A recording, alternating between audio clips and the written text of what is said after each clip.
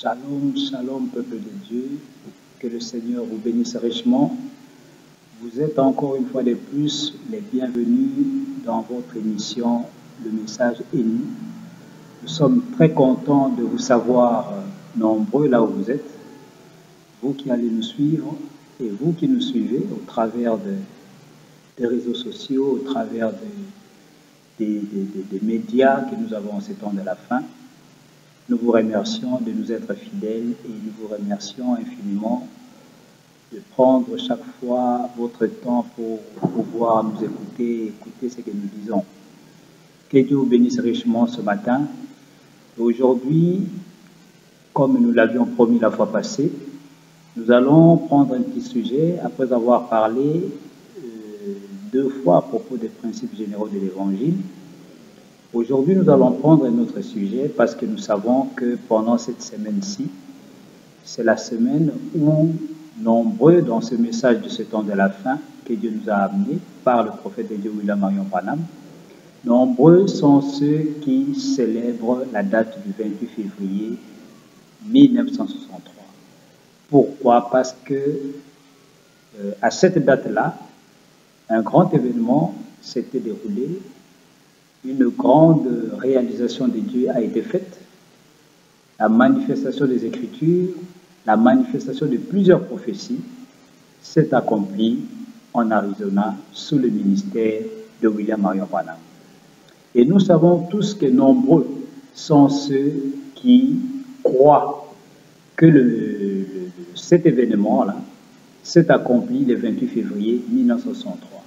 Si bien que dans le message, pas tout le monde, parce qu'il y a d'autres qui ne célèbrent pas cette date-là, mais il y a certains qui, à chaque fois que cette date-là revient, c'est-à-dire au mois de février, vers le 28 février, il y a des conventions, il y a des réunions qui sont faites pour parler de ce que Dieu a fait, c'est-à-dire l'apparition de la nuée de gloire sous le ministère de William Marion Branham. Alors nous avions dit, nous allons essayer, nous, de pouvoir parler non pas de cette nuée elle-même, mais de la date exacte de l'apparition de la nuée. Nous allons essayer de nous poser certaines questions. Est-ce que réellement la nuée est apparue le 28 février 1963? Est-ce que réellement c'est la date exacte de l'apparition de la nuée? C'est ce que nous aimerions savoir tout au long de cette émission. Je crois que nous allons prendre deux émissions pour que nous puissions en parler un peu en long et en large afin que nous puissions nous éclairer, que la parole puisse nous éclairer et que nous puissions réellement comprendre quelle est réellement la date exacte de l'apparition de cette nuée de gloire. Alors on peut se poser beaucoup de questions, on peut se dire, mais à quoi ça sert de connaître la date exacte? Parce que certains disent, bon, la date n'a rien à voir, le problème c'est que la nuée est apparue et personne ne peut contredire que la nuée est apparue, la science l'a prouvé, le prophète l'avait prophétisé et cela s'est accompli. Donc la chose essentielle c'est que la nuée est apparue. Cela semble beau, il n'y a pas de mal à ça. Mais quand nous revenons dans les Écritures, nous pouvons constater et voir que dans la Bible, Dieu, quand il accomplissait certaines prophéties ou certaines de ses pensées, des événements qui se sont produits sur la terre, Dieu a écrit des dates précises à propos de ces événements qui s'étaient accomplis. Nous pouvons nous poser la question, mais pourquoi Dieu a fait-il cela? Est-ce que la date n'a rien à voir? Quand Dieu a accompli un événement, qui était dans sa pensée qu'il a matérialisé à une certaine date, à un jour bien précis? Est-ce que cela est par hasard? Est-ce que nous devons minimiser cela? Frère Branham, le prophète de Dieu, nous révèle. Il dit Dieu ne fait rien par hasard et Dieu ne fait rien sans cause, sans but. Nous sommes des humains. On peut faire des choses par blague et même sans but. Mais pas Dieu, nous dit-il. Dieu, quand il fait quelque chose, il le fait pour un but, pour une cause. Prenons quelques exemples dans la Bible. Nous allons voir que Dieu précise des dates lorsque certains événements s'étaient accomplis dans la parole de Dieu. Écoutons dans le livre de Genèse, quand nous prenons l'histoire de Noé, dans le livre de Genèse, nous trouvons que Dieu a donné des dates précises lorsque Noé marchait avec lui, lorsque Noé est entré dans l'arche, lorsque le déluge a commencé, lorsque Noé, l'arche s'est arrêtée.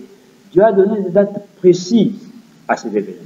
Dans Genèse 7, 11 à 12, la Bible déclare l'an 600 de la vie de Noé, le second mois, le 17e jour du mois. En ces jours-là, toutes les sources du grand abîme jaillirent et les écluses des cieux s'ouvrirent.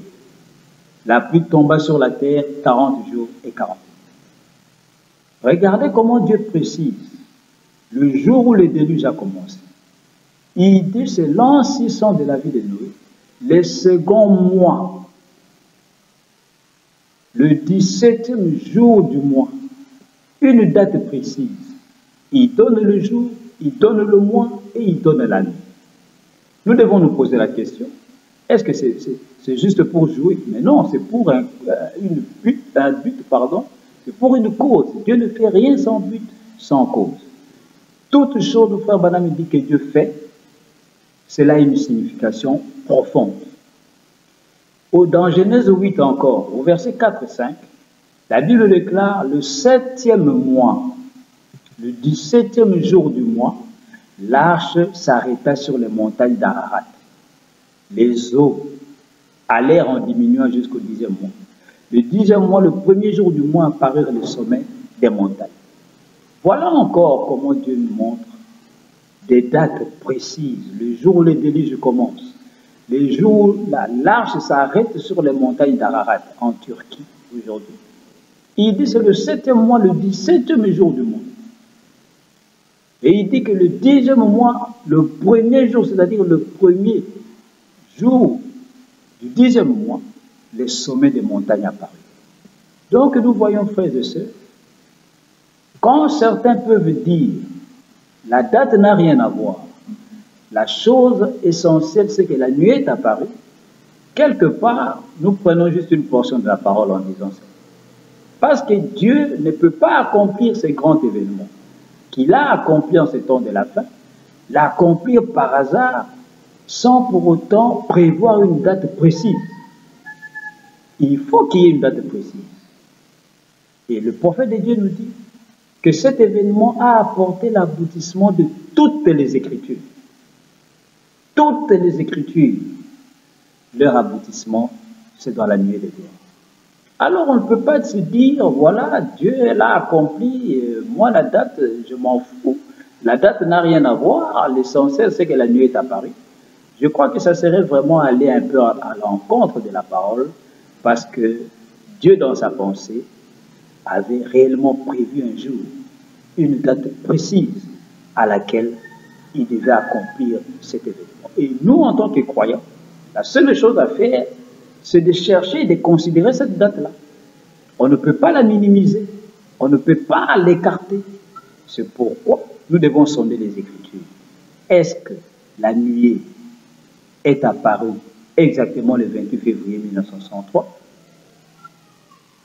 Parce que quand nous sommes venus dans ce message, c'est ce qu'on nous a enseigné, c'est ce qu'on nous a appris, on nous a dit que la nuée est apparue le 28 février 1963. Mais aujourd'hui, qu'est-ce qui fait qu'il y a une polémique à propos de la date de la nuée? Nous allons en venir pour que nous puissions savoir pourquoi aujourd'hui la date de l'apparition de la nuée est mise en cause. Donc, premièrement, la date est très importante. Nous ne devons pas minimiser la date. Parce que ceux qui célèbrent l'apparition de la nuée, ceux qui continuent à croire que la nuée est apparue le 28 février 1963, si cette date-là n'est pas la date exacte de l'apparition de la nuée, alors on serait en train de célébrer quelque chose le jour où il n'est pas apparu, le jour où il n'a pas été accompli. Et devant Dieu, je crois que ce n'est pas correct. C'est pour cette raison, le prophète de Dieu nous révèle que ceux qui fêtent Noël le 25 décembre, c'est une fête païenne. Pour quelle raison? Parce que ce grand événement qui est la naissance du Seigneur ne s'était pas accompli le 25 décembre. Et tout celui qui célèbre cela, il est en train de célébrer une fête païenne. Et je pourrais aussi dire, à moins de choquer certains, que celui qui célèbre l'apparition de la nuée le 28 février 1963, c'est une célébration païenne. Parce que nous allons voir, avec les Écritures, que, je vous dis d'emblée, que la nuée n'est jamais apparue le 28 février 1963. Avant d'entrer en profondeur, prenons quelques conseils du prophète avant que nous puissions aborder ce sujet. Écoutons ce que Frère Branham nous dit dans la prédication Ma Commission. Il dit ceci, prêché le 5 mai 51, le prophète dit ceci. Au paragraphe 40, Ma Commission, il dit ceci. Il dit, comment M. Hopshaw a-t-il... je ne l'avais jamais vu de ma vie. Je ne savais rien sur lui.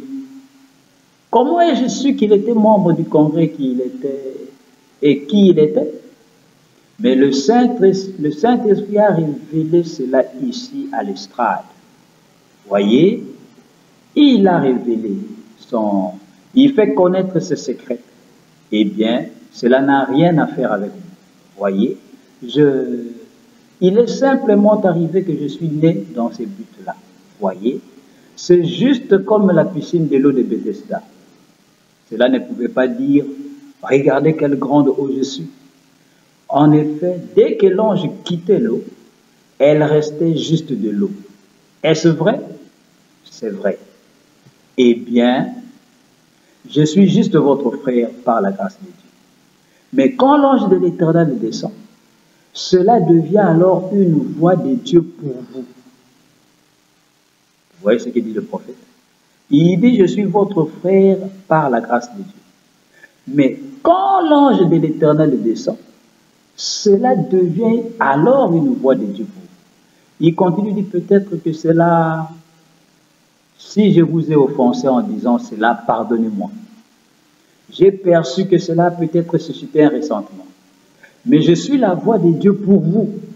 Voyez, je le répète, cette fois-ci sous l'inspiration, voyez, et je me suis mal senti la première fois, mais cela l'a répété. Eh bien, voyez, je ne peux rien dire de moi-même, mais ce qu'il me montre, je le dis. Croyez cela et voyez ce qui arrive. Voyez, il a fait, après avoir assisté à des vendredis. Vous voyez cela, frères et sœurs. Je voudrais premièrement vous interpeller, bien-aimés dans le Seigneur, que les paroles de William Marion Branham, nous qui croyons le message, nous devons faire attention à ces paroles-là, parce que ces paroles ne sont pas les siennes. C'est Dieu qui a prononcé sa parole au travers de cette chair-là. C'est pourquoi il dit, quand l'ange de l'Éternel descend, cela devient la voix de Dieu pour vous. Il dit, je suis la voix de Dieu pour vous. Et il dit, permettez-moi, parce que c'était une déclaration dure, et même aujourd'hui, il y a certains qui n'arrivent pas à croire cela. Il dit, permettez-moi, j'ai senti un ressentiment, parce que quand il a prononcé cela dans l'assemblée, lui qui avait ce don-là de discernement, il a senti que les gens ont mal pris cela. Les gens disent, comment peut-il dire qu'il est la voix de Dieu? Comme aujourd'hui, certains le disent aujourd'hui dans le message des croyants de William Branham. Mais pourtant, lui-même le dit. C'est pour vous montrer, frères et sœurs, qu'on ne peut pas jouer avec ce que dit un messager. Parce qu'un prophète ne vient pas parler de lui-même. Un prophète est le porte-parole de Dieu. Il dit ce que Dieu dit. Il parle quand Dieu parle. Donc faisons attention aux déclarations du messager. Et surtout ce messager en ces temps de la fin, parce que lui, il est le plus grand de tous les prophètes en commençant par Enoch. En passant par tous ces gens-là, aujourd'hui nous avons reçu le plus grand. C'est pourquoi il dit, je suis la voix de Dieu pour vous. Dans l'ordre de l'Église, prêché le 26 décembre 63, pardon. Si vous lisez ça au paragraphe 10, quand Frère Branham instituait ou passait au vote des diacres, établissait les diacres, mettait l'ordre dans l'Église, et il dit que ces bandes ci soit pour vous un absolu. À chaque fois que vous aurez un problème, il dit revenez, écoutez cela, mettez la bande, écoutez cela. Et que cela soit votre absolu. Donc notre absolu, c'est la parole.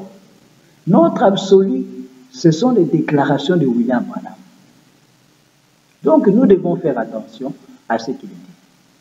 Il dit quelque part, je crois, dans l'affaire des trompettes, Frère Branham dit rejeter ou renier un seul mot, une seule parole d'un messager dans l'âge. Il dit c'est la séparation totale d'avec Dieu. Une séparation complète. Donc nous devons faire attention. Alors, d'où vient la date du 28 février 1963? Je vous apprends d'emblée, bien-aimés, que nulle part William Branham a prononcé cette date du 28 février 1963 en parlant de l'apparition de la nuit. Ça n'existe nulle part. Aucune citation de William Branham. Aujourd'hui, la science est évoluée. Nous avons des ordinateurs. Vous pouvez prendre, nous avons tout le message dans l'ordinateur.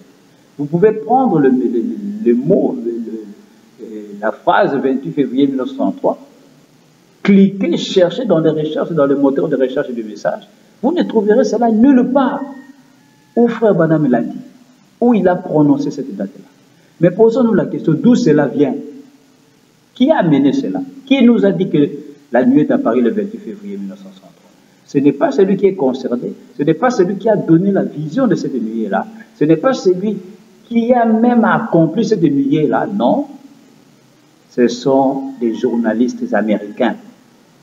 C'est eux qui ont pris la photo et c'est eux qui ont mis la date du 28 février 1963. D'après eux, c'est à cette date-là qu'ils ont photographié la nuit de gloire. Et je vais vous faire remarquer une chose. Dans Life Magazine, Frère Branham nous dit toujours que cette photographie est apparue pour la première fois dans Life Magazine, qui était un journal aux États-Unis, le 17 mai 1963. C'est à cette date-là qu'ils vont faire apparaître la photo de la nuée pour montrer qu'il y a eu quelque chose de surnaturel dans les cieux. Mais posez-vous la question, si la nuée était apparue le 28 février, pourquoi ont-ils pris au moins 2 mois pour publier la photo en mai, le 17 mai? Février, mars, avril, mai. 2 mois et demi. Pour quelle raison? Et ils vont mettre la date du 28 février 1963.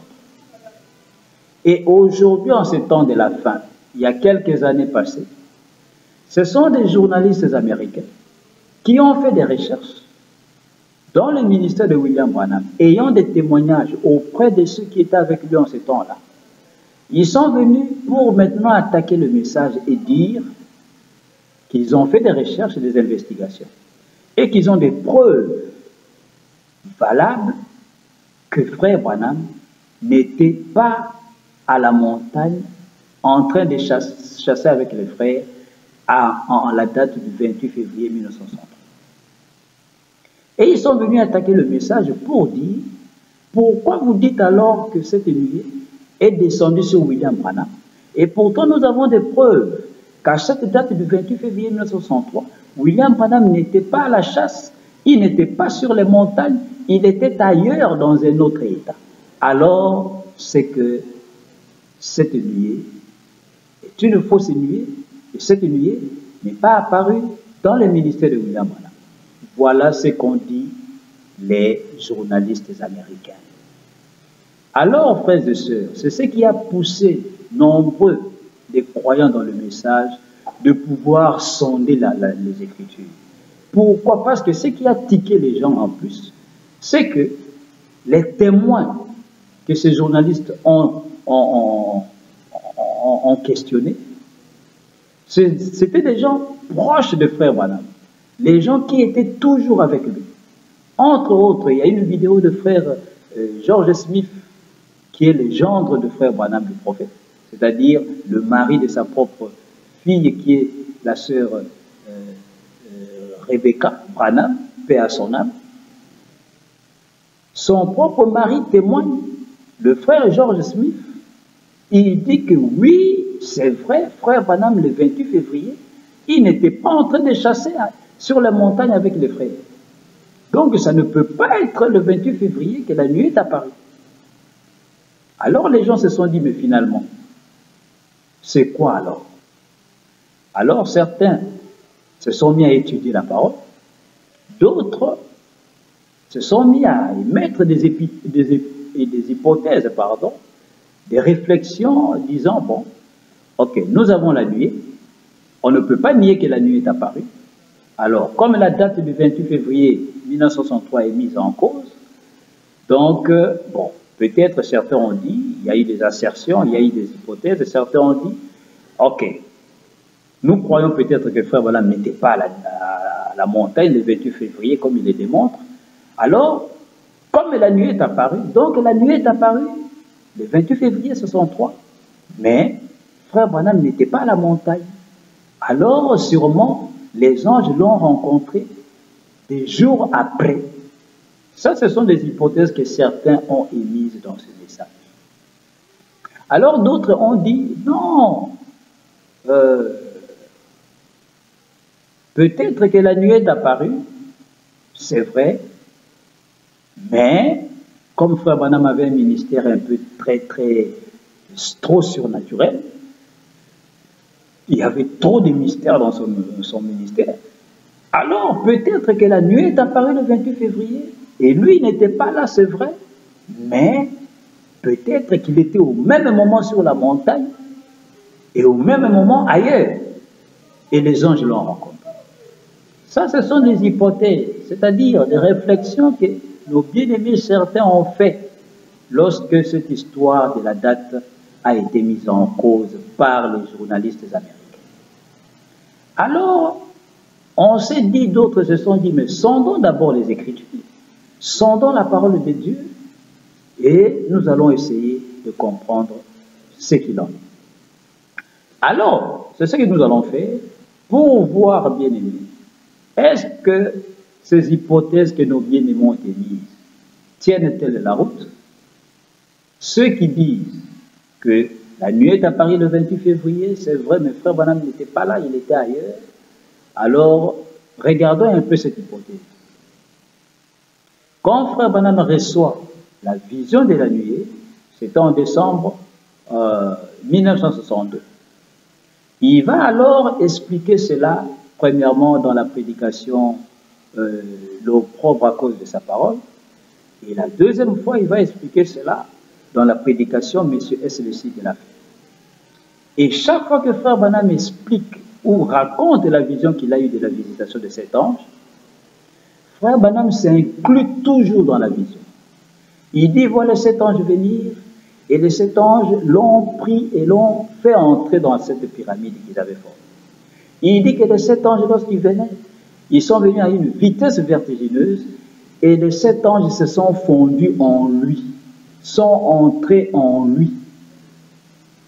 Alors nous voyons, frères et sœurs, que si nous pouvons dire, comme certains le disent, que la nuée est apparue, c'est vrai, mais frère Branham n'était pas là, alors à ce moment-là, nous allons d'emblée contredire la vision de William Branham. Parce que frère Branham s'inclut dans la vision. Il est l'un des éléments de la vision. Et frère Branham nous enseigne qu'une vision ne peut pas s'accomplir lorsque même un seul élément de cette vision n'est pas en place les jours de son accomplissement. Un seul élément. Quand un seul élément manque le jour où la vision doit s'accomplir, cette vision ne peut pas s'accomplir.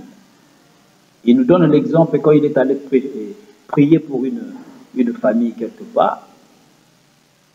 Et là, dans la vision qu'il avait reçue, premièrement, il avait vu qu'il y avait un chapeau qui était posé dans la maison où ils étaient, et qu'une femme devait venir porter des lunettes, et ainsi de suite. Et alors, quand frère Branham va, Il était un peu pressé, il avait un peu oublié la vision. Et il a pris l'enfant, il s'est mis à prier. Mais il n'y avait pas de guérison. Mais pourtant, dans la vision, l'enfant était guéri instantanément. Alors, comme il n'y avait pas de guérison, Frère Branham, il attend un peu, il regarde, il se souvient. Il se dit, oh, il y a quelque chose qui manque. Le chapeau sur une petite table n'était pas encore là. Et Frère Branham dit, attendons encore. Jusqu'à ce que, je crois, une dame est venue et a posé son chapeau là. Et c'est à ce moment-là que Frère Branham prend l'enfant, prie, et l'enfant était guéri. Donc nous voyons, quand on écarte William Branham dans l'accomplissement de la nuée, c'est-à-dire la visitation de cet ange, et qu'on dit que Frère Branham était ailleurs, et que les anges sont descendus, ne l'ont pas trouvé ce jour-là, et qu'ils l'ont trouvé après, l'ont rencontré après, ça serait contredire la vision, parce que quand les anges descendent, leur objectif, leur but, leur destination, c'est William Branham. Ils ne viennent pas descendre quelque part ailleurs, ou dans un buisson, ou dans... Non, non, non. Leur objectif, c'est sur William Branham. Alors, on ne peut pas écarter Frère Branham lorsque la vision s'accomplit, lorsque la nuée, les 7 anges descendent sur la terre. Donc, on voit que cette assertion-là, cette hypothèse, excusez-moi, qui dit que la nuée est apparue le 28 février 63, mais Frère Branham n'était pas à la montagne et que les anges l'ont rencontré bien plus tard, cela ne peut pas tenir la route parce que Frère Branham est une partie intégrante de la nuée. Il est un des éléments de la nuée. Il doit être là à l'apparition de la nuée. Donc nous voyons, bien aimés, que dire aussi qu'au même moment Frère Branham était ailleurs, au même moment il était sur la montagne, cela ne tient pas la route. Parce que nous allons voir que Frère Branham n'était pas à la montagne le 28 février 1963 et que selon lui-même, la nuée n'est pas apparue le 28 février 1963. Alors, le prophète de Dieu se trouvait ailleurs. Il n'était pas là le jour le 28 février 1963. Le prophète de Dieu n'était pas sur la montagne en train de chasser avec les bénis. Mais il était où?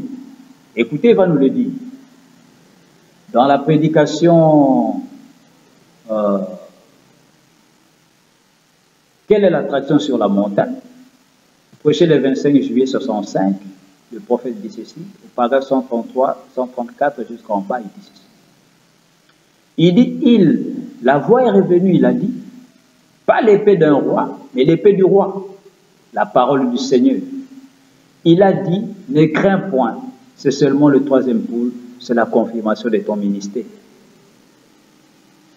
Je devais partir à la chasse avec un ami, écoutez bien, je devais partir à la chasse avec un ami, je ne savais pas ce qui allait arriver. Et quelqu'un m'a appelé, celui qui m'avait critiqué au sujet de la photo de l'ange du Seigneur, celui qui l'avait pris. J'ai dû aller à Houston pour son fils, car on l'amenait dans le quartier des condamnés à mort. Il allait être exécuté quelques jours plus tard. Et il m'a rencontré là-bas, et il m'a entouré de ses bras. Il a dit, pensez donc, l'homme même que j'avais critiqué vient sauver mon fils unique. L'organisation humanitaire m'a donné ce qu'ils appellent un Oscar, ou le nom que vous donnez à ça, pour avoir sauvé une vie. Voilà ce que Frère Branham raconte. Premièrement, Frère Branham a été invité par le frère, le monsieur qui avait pris la photo de la colonne de feu sur la tête de Frère Branham en 1950 à Houston. Monsieur Ayer, je crois. Et c'est celui-là qui a invité Frère Branham parce que son fils a été condamné à mort. Et qui devait aller, Frère Branham devait aller, il a appelé Frère Branham pour venir faire des réunions de prière afin que son fils puisse être libéré. Et Frère Branham déclare, il dit, je devais aller à la chasse. Mais il a complètement mis la chasse à côté pour pouvoir répondre premièrement à l'invitation de ce monsieur à Houston. Il dit, il devait aller à la chasse avec des amis, mais il est allé premièrement à Houston. Écoutez encore dans la prédication Debout dans la brèche. Debout dans la brèche, prêché le 23 juin 1963 au matin, au paragraphe 85, le prophète dit ceci. Il dit, je ne le savais pas auparavant, mais je sais maintenant que frère Sotoman est ici dans cette salle. Et je suis là à peu près, et je suis à peu près sûr que frère Norman est aussi présent. Écoutez maintenant, écoutez ce que le prophète dit. Il dit, je devais me rendre à Houston pour essayer de sauver ce pauvre garçon de la chaise électrique. Au retour, j'allais à la chasse avec les frères. Vous avez entendu, bien aimé? Au retour, j'allais à la chasse avec les frères. Au retour d'où? Au retour de Houston, là où il est allé prier pour les enfants. Au retour, c'est au retour qu'il est allé à la chasse. Il continue, il dit, ce matin-là, pendant que j'étais en train d'arracher des graines accrochées à mon pantalon, la bourrasque survint exactement comme cela m'avait été montré. C'est bien ainsi, n'est-ce pas, frère Fred? Je dois avoir sauté très haut. Et juste au-dessus de moi, il y avait les anges du Seigneur venus m'apporter le message, me permettant de briser ces seaux. Ah! Au retour d'Houston, c'est là que frère Branham va aller à la chasse avec les frères.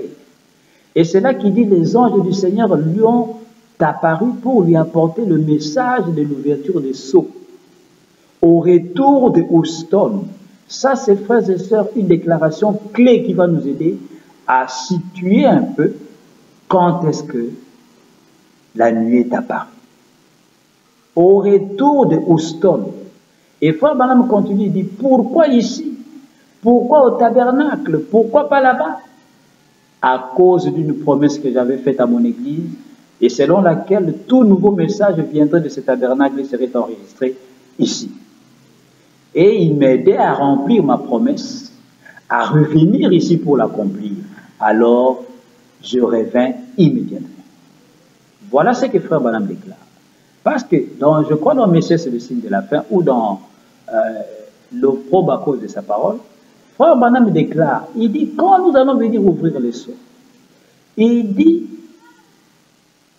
le prochain message qui va suivre, ça va être ici dans Branham Tabernacle. Donc, frère Branham avait déjà promis à son église que lorsque la vision va s'accomplir, pour prêcher les sceaux, il va venir le faire immédiatement dans Branham Tabernacle. Donc, frère Branham, quand il reçoit la visitation de cet ange, il ne pouvait aller prêcher nulle part ailleurs. Il aurait brisé son vœu envers son église. Il devait immédiatement revenir dans Branham Tabernacle. Et je crois que vous pouvez vous souvenir de la commission de l'ange qui avait l'épée dans sa main lorsque les 7 anges sont apparus. L'ange lui a dit, retourne chez toi, Jeffersonville, car les 7 mystères qui ont été cachés dans les 7 sceaux seront révélés. Il devait retourner à Jeffersonville lorsque les anges l'auraient rencontré. Il ne pouvait pas aller nulle part ailleurs pour prêcher d'autres prédications. Il devait revenir dans Branham Tabernacle. C'est pourquoi il dit pourquoi ici? Pourquoi ici? Il dit c'est à cause d'une promesse que j'avais faite à mon église et selon laquelle tout nouveau message viendrait de cet tabernacle. Donc voilà, frères et sœurs, n'oublions pas ceci. C'est au retour de Houston que alors frère Branham va venir pour ouvrir les sceaux, révéler les sceaux dans Branham Tabernacle. Au retour. Écoutez, il va encore le dire dans une autre prédication. Là, il est dit en 1963. En 1965, il est dit encore dans essayer de rendre un service à Dieu sans que ce soit sa volonté. Prêché le 27 novembre 1965, il dit ceci. Il dit, au paragraphe 60, il dit, quelques jours après ça, en sortant d'une réunion, j'ai reçu un télégramme de 3 pages des longs de Houston, au Texas, près d'ici. Et cet homme qui m'avait critiqué si amèrement le soir où l'ange du Seigneur a été pris, où il a été pris en photo là-bas à Houston, il m'a téléphoné. Il m'a envoyé un télégramme. Ma femme m'a dit, je sais, frère Branham, que vous êtes occupé. Mon fils et le fils de la sœur de Ted Kipperman sont sur la liste de ceux qui vont être exécutés sur la chaise électrique. Il disait, et si ça avait été Billy Paul, frère Branham dit, entre parenthèses, et si ça avait été Billy Paul, il disait, c'est-à-dire le télégramme, il disait, lui et une jeune fille sont condamnés à mort. Et vous avez tous lu ça dans le journal, bien sûr. Et il disait, notre seule chance serait que vous veniez faire une série de réunions, rassembler les gens. Au paragraphe 61, le prophète continue. Et Raymond Huckstra m'avait déjà écrit plusieurs fois, mais vous savez, là, au moment de cette série de réunions, j'avais prévu d'aller chasser avec M. McAnally et les autres. Et j'ai pensé, eh bien, si je laisse mourir ces jeunes, sans avoir fait mon possible, je ne me sentirai plus jamais capable d'aller à la chasse. Au paragraphe 62, frère Branham continue. Alors j'ai dit, d'accord, je viendrai. Le prophète continue. Je suis allé à Houston, j'ai tenu la réunion et bien sûr, ils ne les ont pas exécutés, ils les ont condamnés à perpétuité. Et c'est ce qu'ils voulaient qu'ils fassent, qu'ils leur accordent la prison à vie. Et ça doit faire dans les 21 ans, il me semble, au Texas. Alors, écoutez maintenant, bien-aimés, alors,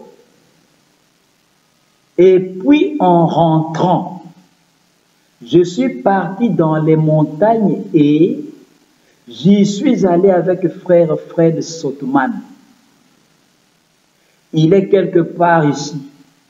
Frère Fred, où es-tu? Ici. Frère Sothmann, frère Jen Norman. Un jour, le deuxième jour, nous étions là et l'ange du Seigneur est descendu droit au campement où nous étions et il s'est mis à parler de leurs enfants et des choses qu'ils faisaient. Voilà ce que le prophète affirme. En 63, il dit que c'est en rentrant, au retour. En 65, il dit encore en rentrant de Houston. Donc, frère Branham, n'oublie pas qu'il est allé à la chasse après qu'il soit allé à Houston. Il n'est pas allé à la chasse avec frère Fred Sothmann et frère Jen Norman. Et n'oubliez pas ces deux frères-là. Ce sont les grands témoins sur la montagne lorsque les 7 anges sont apparus. Frère Sothmann et frère Norman. Jen Norman et Fred Sothmann. Ce sont les deux témoins qui étaient sur la montagne. Et frère Branham était avec eux ce même jour où les anges sont apparus. Et frère Branham déclare, c'est au retour d'Houston. C'est en revenant de la réunion où il est allé prier, prêcher, prier pour les enfants, pour que les enfants ne soient pas exécutés. Et frère Branham dit, on les a condamnés à vie.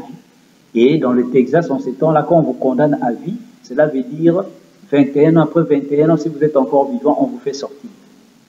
Donc, frère Branham dit, les enfants étaient sauvés.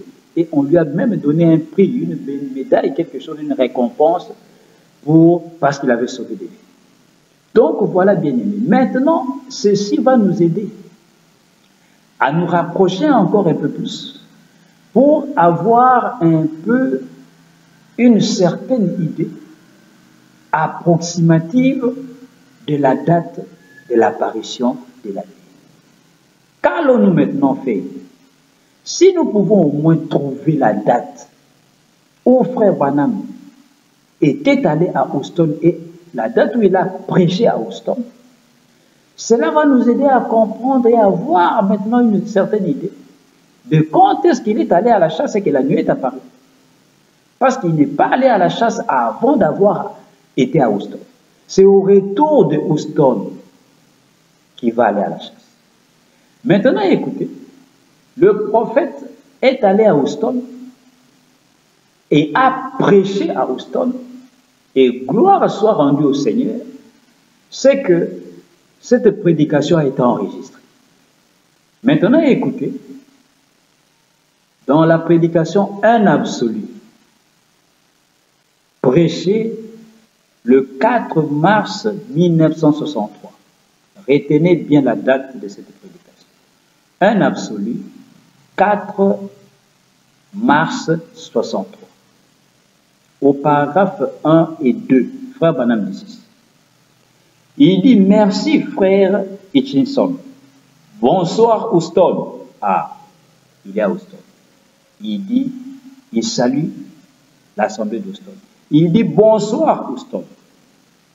Je considère que c'est vraiment un grand privilège d'être de nouveau ici ce soir à Houston. Cela fait beaucoup d'années depuis que j'ai eu le privilège d'être ici.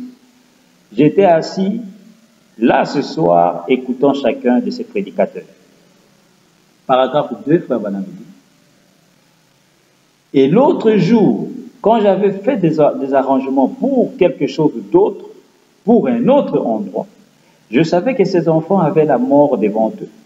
Je me suis dit que si quelque chose leur arrivait, je ne me pardonnerais jamais de n'être pas venu ici, de n'être pas venu ici donner mon avis, et de n'avoir pas fait tout ce que je pouvais pour aider cette mère et ce père, et ses enfants, et de n'avoir pas fait tout ce que je pouvais pour leur sauver la vie. Et Houston est une ville mémorable pour moi. Elle renferme beaucoup de grands souvenirs qui me sont chers depuis que j'ai fait ma première visite ici il y a des années. Ici, au Héros de la foi, chez frère Kidson. Ensuite, là, à l'auditorium, quand j'étais ici, avec le frère Raymond Richer et les ministres de la ville. Et aussi, bien sûr, avec M. Aïe, M. Kiperme. Voilà, frères et sœurs, voilà comment Dieu fait les choses. La prédication de Houston, par la grâce du Seigneur, a été enregistrée. Et frère Branham était à Houston quand? Il était à Houston le 4 mars 1963. C'est à partir d'ici, bien-aimés, que cela commence à nous donner une idée.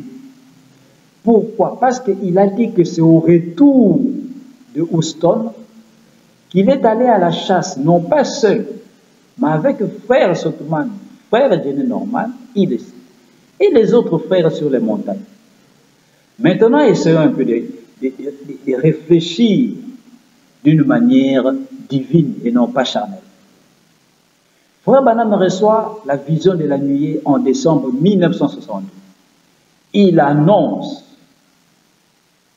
dans la prédication au propre à cause de sa parole, il annonce, je crois le 24 décembre ou quelque chose comme ça, ou le 30 décembre 1962, en prêchant, mais c'est le signe de la fin.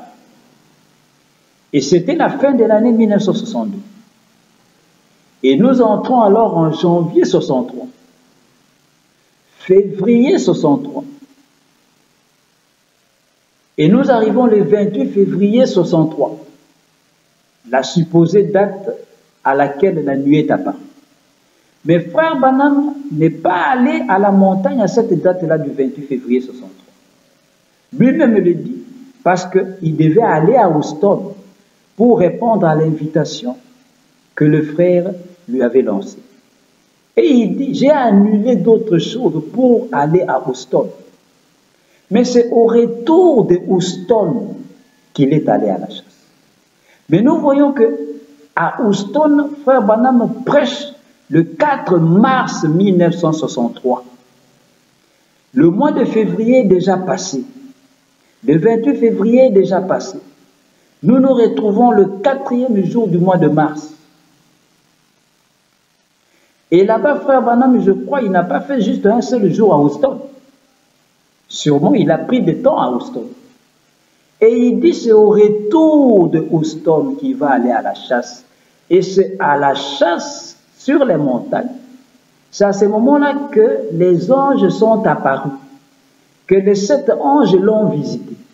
Alors nous commençons à comprendre, frères et sœurs, que la date du 28 février 1963 commence déjà à être mise à l'écart par elle-même le prophète.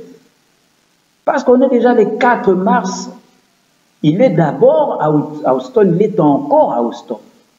Mais il dit très bien que c'est au retour de Houston qu'il est allé sur les montagnes. Donc la date du 28 février 62 de l'année passée 62 est déjà écartée. Et frère Branham en mars, le 4, il est en train de prêcher à Houston. Et alors nous commençons à voir maintenant que la date du 28 février 1963 ne peut pas être la date exacte de l'apparition de la nuit. C'est une date utopique, une date inventée par les Américains, les journalistes américains. Et c'était pour un but, ne l'oubliez pas. Car tout ce qui est contraire à la vérité de Dieu, c'est pour un but. C'est pour embrouiller les peuples de Dieu. Alors, bien-aimés dans le Seigneur, pour ne pas prendre beaucoup de temps et trop de temps, nous allons nous arrêter ici aujourd'hui. Et la semaine prochaine, nous allons continuer pour sonder et voir même que frère Branham nous a donné la date exacte où la nuit est apparue. Chose étonnante, on se dit, mais comment on ne voyait pas cela dans le message? Nous allons voir cela la semaine prochaine. La date prononcée de la bouche de William Branham lui-même. Et cela est caché dans ce message. Et vous allez même vous étonner, peut-être ceux qui ne sont pas encore au courant de ça. Je vais vous lire cela noir sur blanc et vous allez vérifier cela chez vous à la maison. Vous allez voir que frère Branham a donné une date sortant de sa bouche, mais il n'a jamais parlé du 28 février 63. Ainsi, frères et sœurs, que le Seigneur vous bénisse richement, que Dieu vous garde, que Dieu vous protège. Continuons à avoir foi dans la parole et que le bon Dieu visite chacun de vous. Shalom, shalom, à la prochaine.